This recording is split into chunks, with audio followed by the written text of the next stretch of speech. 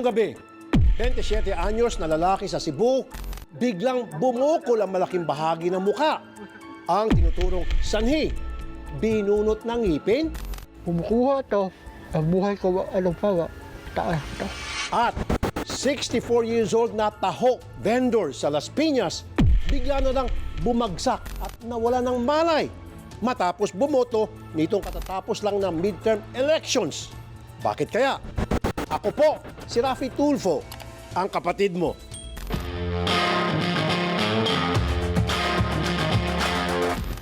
Walong taon, ganyang katagal tiniis ng isang binata sa Toledo City, Cebu, ang lumalaking bukol sa kanyang muka. Sa laki ng bukol, nasakop na nito ang isa niyang mata, ilong at bibig. Pag-utol ng mga bituon, lalakasidlak sa langit, pagkalindot nga kabuto. Isang tinig ang nangibabaw sa aming pagbisita sa Toledo, Cebu. Wala lang nakudamha. Ang himig na ito mula sa 27 taong gulang na si Sunny Boy Porlaza. Di akong dughan, wala na Normal siyang ipinanganak at lumaki. Pagtungtong niya sa edad na 19, doon na niya napansin na tila may nagbabago sa kanyang muka. Isang araw, nagising na lamang siya na ang kanyang buong muka halos humiwalay na sa kanyang katawan, dala ng napakalaking bukol na tumubo rito. Pinuntahan mismo ng aming team si Sunny Boy sa barangay Dasluputan sa Toledo City, Cebu. Hindi ko kasi talaga lubos maisip paano ang araw-araw niyang pamumuhay sa ganitong sitwasyon. 7 magkakapatid pa naman sina Sunny Boy. Kaya aminado si Nanay Wilfreda, talagang napakahirap ng sitwasyon nila. Pobre mi sir, pobre mi. Luoy na kayo Sunny Boy. Kanang matulog sa magabi sir. Malimutan niyang pag makuha ng yang bibig. Hindi kuha yung bibig. Makalimutan niya, natulog siya. Ano siya? Oh, sakit tiri. Nakaupo ako, bumakod ako, nakaupo. Ano lang ako, nagampo lang ko, sir. No, ikaw na naman, magkuhan sa anak ay pobre man ko. Dahil sa hirap ng buhay, hindi na pa busisi ni Sunny Boy ang lumaki niyang bukol sa doktor. Pero isa ang pinaghinalaan niyang sanhi nito. Nagsimula lang daw kasing tumubo ang bukol nung magpabunot siya ng ngipin. Sumakit na yung pili ko, bumabaga. Ilog ako. Nagtrabaho ako doon sa Toledo. Nabaga na. Hindi na ako balik. Naisip ko, baka bumalik lang sa normal. Sa ngayon, wala siyang magawa kundi pagtiyagaan ang kanyang sitwasyon. Sa umaga, buwisip ako, kumakain ako. Kape. Umupo lang ako dito. Sa hapon, patuka lang ako ng balok. Pagtatalim lang mga gulay. Hindi na magawa ko ngayon. Wala ang paisip ko. Mawala nung paligid ko, mawala. Hanggang sa ma-pick up ng partner naming programa sa 1PH ang istorya. Humihingi naman ng tulong ang isang lalaki sa Cebu na tinubuan ng malaking bukol sa kanyang muka. Sa isang pisngi na lang nakakanguya o nakakakain, kinakailangang tumingala ng sobra kung iinom ng tubig. Mawala ito. Hindi na ako nadala ito ng bumaga ang mukha ko. Natakot ako na lumaki. Buhay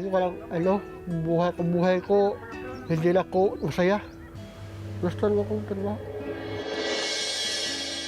Totoo nga kaya na dahil sa ipinabunot ng ngipin, kaya namaga ang mukha ni Sunny Boy? Malalaman natin yan sa pagbabalik ng Kapatid Mo.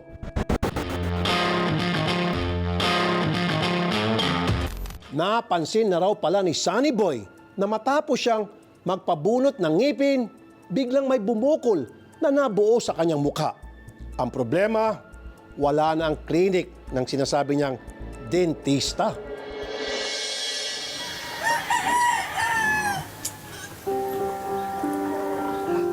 Hindi na ako balik. Naisip ko, baka bumalik lang sa normal. Nang makausap ng aming team si Sunny Boy at ang kanyang pamilya, lubos ang kanilang paniniwala ng diferensya sa kanyang muka ay dulot ng pagpapabunot niya ng ngipin sa isang dentista na missing in action na ngayon. Ang trabaho siya, sir, sa Toledo, sa Ukay-Ukay. May kwarta na siya, napabunot siya dito sa lutupan. Tapos pag uli niya, pag gumaniyag bunot, bumalik sa trabaho. Napula naman ang iyang kabilang mukha, pula-pula, naman ang dako. Nakakilabintang. 19 anyos si Sunny Boy nang magsimulang tumubo ang bukol sa kanyang muka. Sa mga panahong yon, may trabaho naman sana siya kahit papaano. Hindi na lang ako doon. Mababot na ba stock. Bukan ako magloko. Karga ako. 60 kilos. Pero naging lubhang napakahirap ang kanyang sitwasyon. Nawiwili naman siya kapag mayroong kausap. Pero maya't maya rin niyang idinadaing na nahihirapan siyang huminga.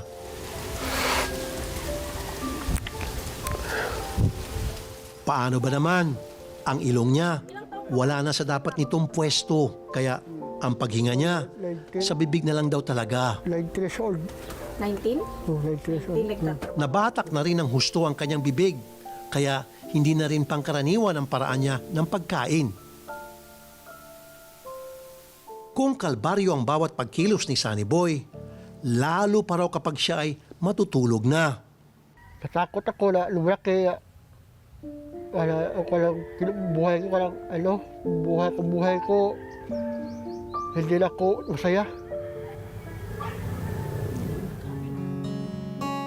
Ngayon, 27 anyos na si Sunny Boy. Ang mga nasa edad na ito, kadalasan, pwede nang hayaang mabuhay mag-isa. Pero hindi matim ng kanyang nanay Wilfreda na pabayaan na lang ng basta-basta ang kanyang anak sa kondisyon nito. May kunti lang kinain ko. Humiga ako, matulog ako, humiga. Kunti na rin. Ano ang pwesto mo pag natutulog ka? Hayang lang. Hindi. Masakit ito eh. Ano ba? Ang pangarap mo sa Niboy, ngayon, gusto ko maoperahan.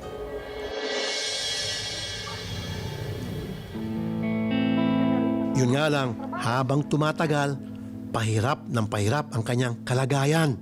Halatang nakukompromiso ang kanyang kalusugan dahil hindi siya napapatingnan sa espesyalista. Mahirap ako kay, lumaki mo ito. Ito, bari mo ito. Mahirap na lang ako. Okay lang sa akin. Basta, pakuha lang ito. Malaki ang mukha ko. Kumukuha ito. Ang buhay ko, taas ito. Senator Rapi Tulfo, mangayo akong tulong sa iyo nga maoperahan sa Niboy. Kaya nahirapan na siya sa paghinga at sa pagkain. Gusto na namin ang maoperahan sa Niboy. Kaya naman, nang idulog sa akin ang kasong ito ni Sunny Boy, una agad sa aking agenda ang maihanap siya ng doktor na makakaalam at makakapagpaliwanag ng maigi sa kanyang sitwasyon. Doon, nalaman namin ang nakakagimbal na katotohanan. Ito si Sunny po ay meron po siyang kondisyon na tinatawag natin na ameloblastoma sa maxilla or ibig sabihin nun, taas na panga. Ito ay isang sakit pero hindi naman ito cancer, no? Ito ay benign but ito ay locally aggressive, meaning meron talaga itong potensyal na lumalaki at lumalaki. So over time, even if slow lang naman talaga yung growth ng ameloblastoma, pero lumalaki talaga siya pag hindi naaagapan ng maaga. Sa pag-aaral po namin sa kaso ni Sunny, wala pong koneksyon yung pagbunot ng ngipin sa pagkakaroon ng ganong sakit. So wala talaga siyang direct na connection. Sinuri namin yung kaso niya, tinanong namin ano nangyari before the extraction. Sabi niya, meron na siyang namalayan na parang may tumor na lumalaki na talaga yung side na doon. Tapos, eventually, nag-loose yung mga ngipin, yun, pinatanggal na niya. Sa pagsusuri namin, possible na nandun na yung sakit, hindi siya resulta ng pagbunot ng ngipin. Ang kailangan ni Sunny Boy, agarang operasyon sa pag-asang mapigilan na kumalat at lumikha ng iba pang problema sa kanyang katawan, ang tumor na nagsimula sa kanyang muka. Ameloblastoma, kailangan talaga yung tanggalin. So, surgical resection talaga. Ang problema lang kay Sunny kasi, yung naging challenge namin is malaki siya. So, yung sa kanya, since nandito din yun sa taas na panga, nag-involve na siya sa floor ng mata, especially sa left. Superiorly din, sa likod din naman, parang pumunta na siya doon sa base ng skull. So hanggat may bone, pwede niyang i-destroy yun. When it comes to surgery naman, yung goal talaga dapat is total talaga na removal ng tumor. Sa case ni Sunny, kailangan talaga multidisciplinary. So hindi lang ENT, dapat nandun din yung mga specialista sa utak, yung mga neurosurgeons, yung sa mata din, dapat nandun din.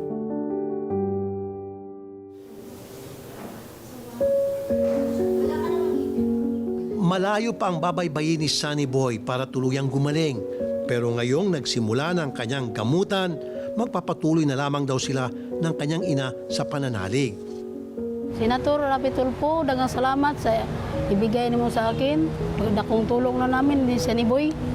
Itong ibigay mo sa akin. Salamat, maraming salamat. Senador Rapi Tulfo. Sir, Senator Rapi po, thank you kayo sa pagtulong mo sa akin. Masaya na ako na mapirahan ako. Salamat, thank you po. Senator Rapi Tulfo, marami pong salamat. Kung hindi po dahil sa inyo, hindi matutuloy ang operasyon ni Sunny Boy. Malaki pong tulong talaga ang naibigay niyo sa amin. Salamat po at God bless sa iyo, Senator Rapi Tulfo. Maraming salamat. Mukha mang imposible sa ngayon. Hangad natin na tuloy-tuloy na ang paggaling ni Sunny Boy. Magsilbi rin sana itong aral sa lahat na alamin ng mabuti kung lehitimo ang mga klinika at espesyalista na inyong tudulugan. Abangan, Lolo Vendor sa Las Piñas, bigla na lang hinimatay matapos bumoto ng eleksyon. Ang detalye sa pagbabalik ng kapatid mo.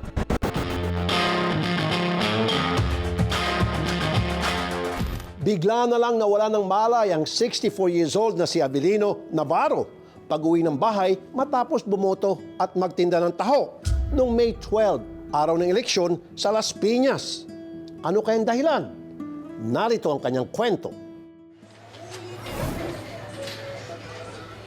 64 years old na si Tatay Avelino Perez, pero matyaga pa rin siyang naghahanap buhay bilang magtataho sa Las Piñas City. Yun po ang hanap buhay namin sa araw-araw po. Kasi babayad po kami ng renta, ng bahay, tubig, kuryente. Kasama na niya at tila partner in crime na nga kung tawagin ang live-in partner na si Margie, 49 years old. Okay naman, hindi ako nagkakamali. Sabi ko, thank you Lord. Sobrang bait. Kaya yun din po ang tinumbasan ko sa kanya. Ito, salamat din ako nito. Utang na loob ko sa kanya dahil hindi ako na iniwanan.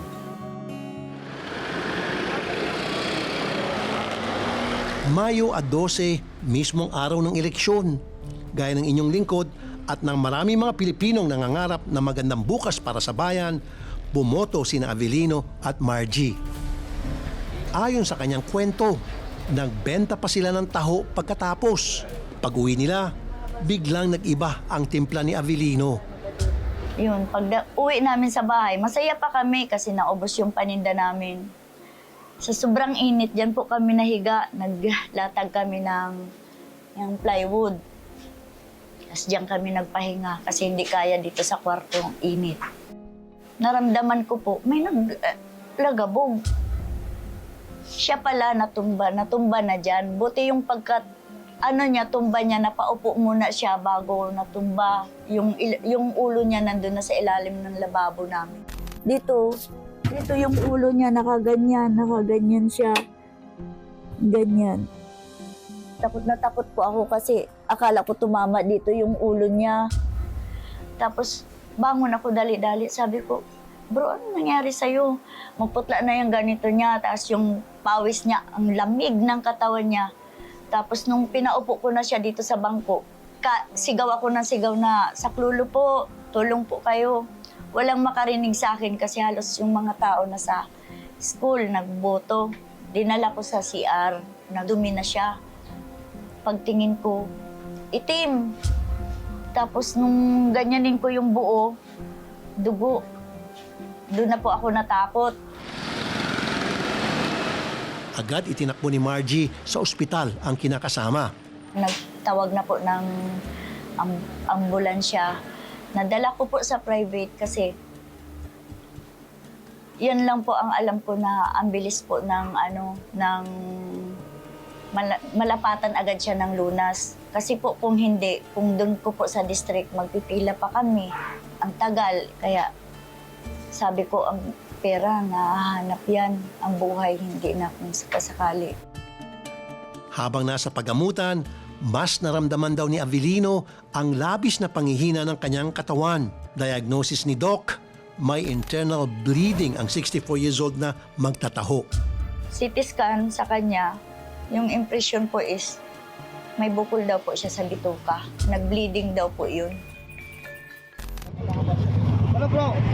Napabalik tanaw tuloy silang dalawa sa aksidenteng kinasangkutan noong Abril 5. Nadatnanaw namin ang pangyayari.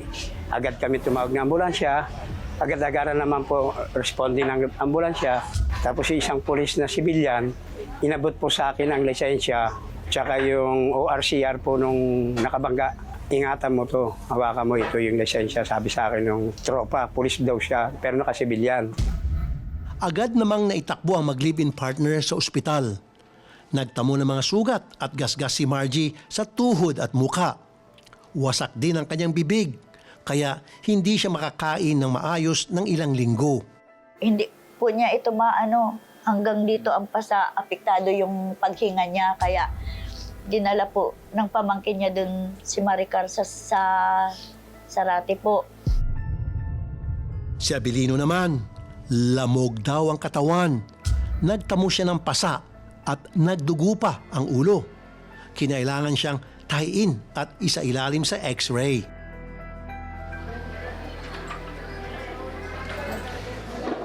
Matagal na ring nangyari ang aksidente bago himatayin si Avelino sa eleksyon at mapag-alaman na meron siyang internal bleeding.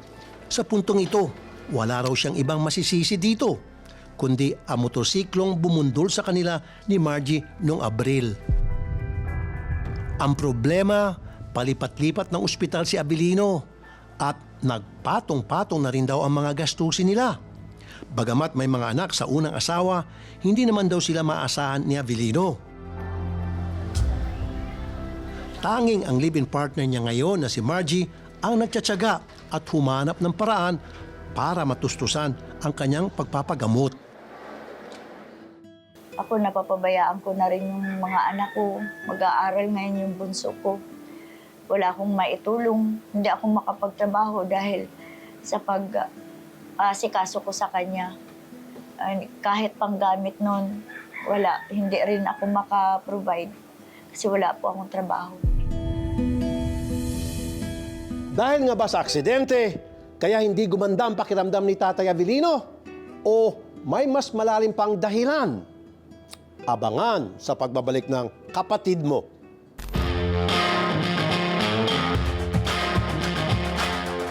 Kumpirmadong mayroong internal bleeding si Tatay Avelino, kaya siya hinimatay noong araw ng halalan. Pero bukod sa pagkakabangga sa kanya, 1 buwan nang nakakaraan, may iba pang nadiskubre ang doktor na tumingin sa kanya. Araw ng eleksyon noong May 12, biglang bumagsak si Avelino matapos bumoto at magbenta ng taho.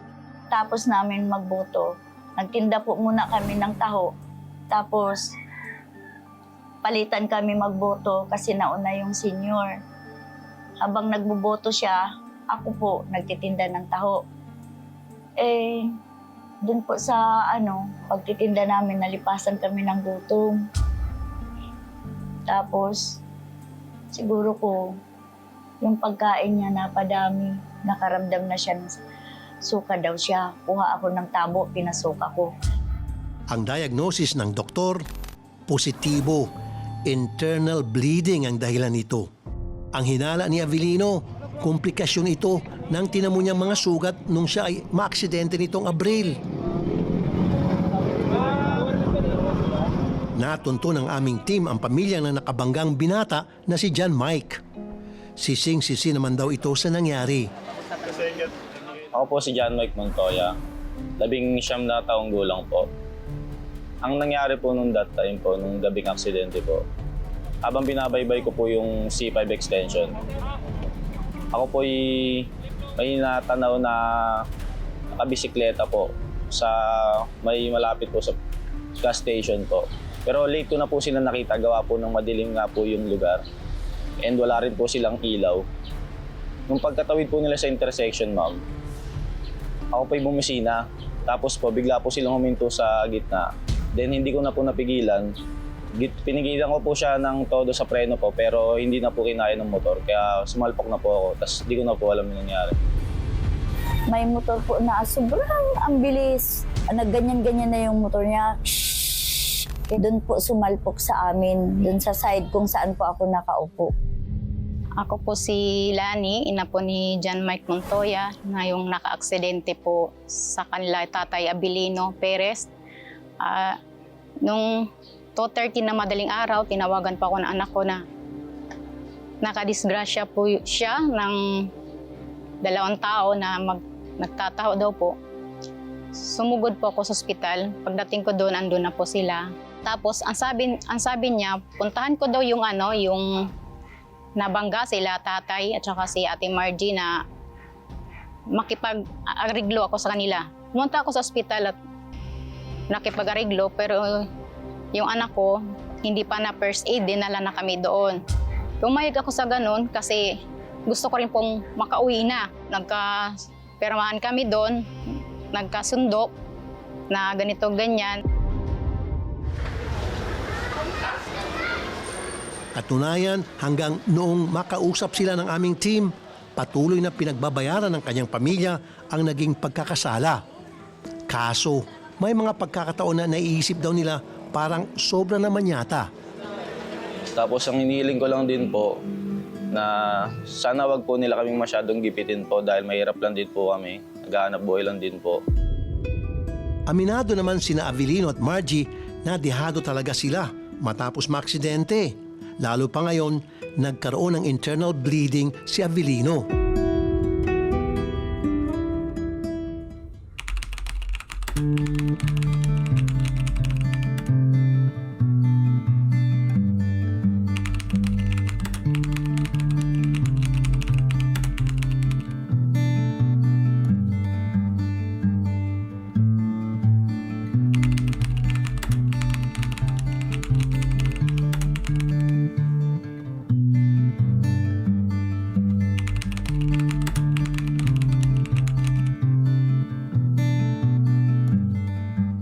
Palipat sa private hospital? Hindi na po yun sa aksidente, ma'am. Dahil dito, kaagad na rin naming inaksyonan ang mga kailangan para makabalik na sa paghahanap buhay si Avelino. At para matapos na rin ang pasanin ng rider na si John Mike.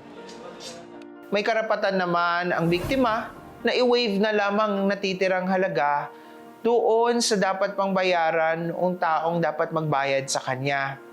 Sapagkat kung makikita naman niya ang kalunos-lunos na kalagayan ng taong dapat magbayad sa kanya, walang nagbabawal sa batas na ito ay hindi na lamang niya singilin at ito ay patawarin na lamang niya.